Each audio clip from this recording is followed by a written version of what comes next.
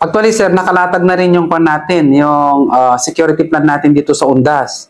Magkakaroon tayo ng mga rerouting, especially yung mga pupunta ng south, papunta ng north, na doon na sila dadaan doon sa may diversion road. Para hindi sila maipit dito sa may National Highway kung saan nandito yung mga cemetery natin, nandito yung government cemetery, nandyan yung private cemetery, magkakatabi lang po sila. Kaya although meron kaming prepare na mga signages, meron kaming prepare na bollard na lalagyan ng mga tali, nang sa ganon, may direct natin yung tao, malisin natin yung mga trapiko, yung traffic, at yun nga po, magkakaroon tayo ng rerouting para hindi na po maabala yung mga motorista natin na wala namang gagawin dito sa San Juan, sa sementeryo ng San Juan, dadaan na po ng Tabok, yung diversion natin doon, lalabas na po ng San Fernando yon. Totoo yan, marami kasing hindi maiwasan na marami talagang sasakyan. So, ang pinupost namin, itong shoulder ng diversion run natin dito sa Kwan, dito na sa may harap ng sementeryo, papaparkingan po natin yan dito sa gilid.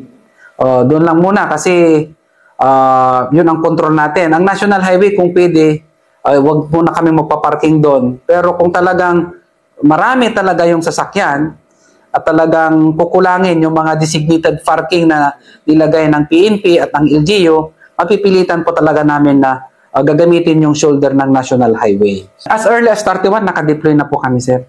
Kasi mga 30 yan, 30, may mga nakadeploy na yan. Kasi may mga kababayan tayo na ayaw maipit sa dami ng tao during yung November 1. So as early as 29 siguro, 30, mayroon na kaming police assistant list doon, nandun na yung mga ibang patrol namin, para bantayan na rin yung mga mas maagang dumalaw. So siguro, hanggang 2 siguro hanggang 2 or 3, marami pang dumadalaw. Kasi yung iba ayaw talagang join sa kasagsagan ng dami ng tao sa November 1. Yun nga, marami. Tulad ng mga bladed weapon natin, mga alak, yung mga patugtog na malalakas. Pagbabawal po natin yon. Kasi, di ba, ang essence naman ng Halloween is yung alalahanin natin yung mga kapamilya natin na nawala na sa atin. So, kung papayagan natin yung mga laking tugtugin, I think hindi naaayon sa okasyon. Yung mga inumin, bawal po yan, bawal po maglasing, bawal po magdala ng mga itak or mga bladed weapon, bawal po. Pinagbabawal po talaga yan. At pasensya na sa publiko na kung makuhanan kayo, kukumpiskahin po namin ang mga yon. Kasi gusto namin secure yung mga tao natin doon sa loob, secure yung mga dadalo, walang maiistorbo na ibang tao. Kasi nga, yung iba dyan, gusto talagang i-commemorate lang yung buhay ng kanilang pamilya. Actually, sir, sa harap ng Kwan, wala pong magtitinda dyan. Doon sa harap ng sementeryo, hindi po kami maglalagay ng stall doon at kung ano-ano. Kasi para sa tao yon. Kaya nga, cleaner yun ng LGU para magamit ng mga tao. So, i-coordinate ko na lang muna siguro sa LGU kung saan namin sila dadalhin. Pero definitely, bawal po ang ambulant vendor sa loob. Talagang sisitahin po namin.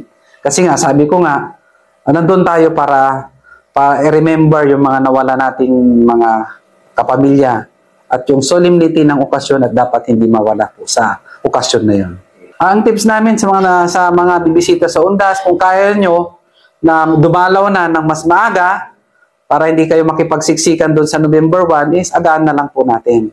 Lalo yung mga matatanda nating mga kasama sa bahay, yung mga bata, huwag na kayo magdala ng yung mga matatanda, siguro, as early as 29 or 30, babisita na po tayo para hindi tayong mapansasiksik kasi mainit. Tapos yung may mga anak naman na maliliit, huwag na kayong magdala kasi kawawa yung mga bata sa init ng panahon ngayon. And then, kung hindi talaga maiiwasan, na may bitbit natin yung mga anak natin, tingnan po natin para walang mawala. No, i-briefing natin yung mga anak natin, pagsabihan na wag silang lalayo sa atin, nang sa ganun, sa dami ng tao, hindi po sila mawawala.